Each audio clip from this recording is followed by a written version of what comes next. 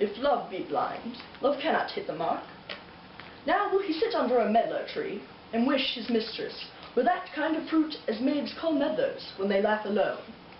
Good night, Romeo. I'll to my truckle bed. This field bed is too cold for me to sleep. Come, shall we go? Go then, for 'tis in vain to seek him here that means not to be found. He jests at scars that never felt a wound. But soft, what light through yonder window breaks? 'Tis the east, and Juliet is the sun. Arise, fair sun, and kill the envious moon, who is already sick and pale with grief, that thou, her maid, art far more fair than she. And be not her maid, since she is envious, her vestal livery is but sick and green, and none but fools do wear it. Cast it off! 'Tis my lady, oh, 'tis my love! Oh, that she knew she were! She speaks, yet she says nothing. What's of that? Her eye discourses. I will answer it. I am too bold. 'Tis not to me she speaks. Two of the fairest stars in all the heaven, having some business, do entreat her eyes to twinkle in their spheres, till they return. What if her eyes were there, they in her head? The brightness of her cheek would shame those stars. As daylight doth a lamp, her eyes in heaven would through the airy region stream, so bright that birds would sing and think it were not night.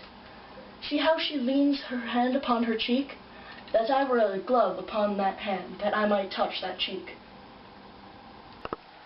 Ah me! She speaks! Oh, speak again, bright angel, for thou art as glorious this night, being o'er my head, as is a winged messenger of heaven, unto the white, upturned, wondering eyes of mortals, that fall back to gaze on him when he bestrides the lazy, pacing clouds, and sails upon the bosom of the air. O Romeo, Romeo, wherefore art thou, Romeo? Deny thy father, and refuse thy name. Or if thou wilt not, be but my sworn love, and I'll no longer be a Capulet.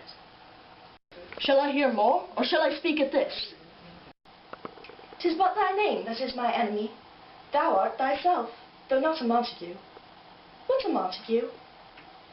It's nor hand, nor foot, nor arm, nor face, nor any other part belonging to a man. Oh, be some other name. What's in a name? That which we call a rose, by any other name would smell as sweet. So Romeo would, were not he Romeo called, retain that dear perfection which she owes without that title. Romeo, doff thy name, and for that name, which is no part of thee, take all myself. I take thee at thy word. Call me but love, and I'll be new baptized. Henceforth I never will be Romeo. With love's light wings did I o'erperch these walls, for stony limits cannot hold love out, and what love can do, that dares love attempt. Therefore thy kinsmen are no let to me. If they do see thee, they will murder thee. Alack, there lies more peril in thine eye than 20 of their swords. Look thou but sweet, and I am proof against their enmity. I would not for the world they saw thee here. No. I have night's cloak to hide me from their sight, and, but thou love me, let them find me here. My life were better ended by their hate, than death prorogued, wanting of thy love.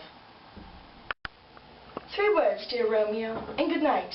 Indeed, if that thy event of love be honourable, thy proposed marriage, send me word tomorrow by one that I'll procure to come to thee, where and what time thou wilt perform the rite, and all my fortunes at thy foot I'll lay, and follow thee, my lord, throughout the world. I pray thee chide not. She whom I love now doth grace for grace, and love for love allow. The other did not so. Oh, she knew well thy love did read by rote, that could not spell. But come, young waverer, come go with me. In one respect I'll thy assistant be. For this alliance may so happy prove, to turn your household's rancour to pure love. Let me not to the marriage of true minds admit impediments. Love is not love which alters when it alteration finds, or bends with a remover to remove. Oh no, it is an ever-fixed mark, that looks on tempests and is never shaken. It is the star to every wandering bark, whose worth's unknown, although the height be taken. Love's not time's fool, those rosy lips and cheeks within his bending sickle's compass come. Love alters not with his brief hours and weeks, but bears it out, even to the edge of doom. If this be error, and upon me proved, I never writ, nor no man ever loved.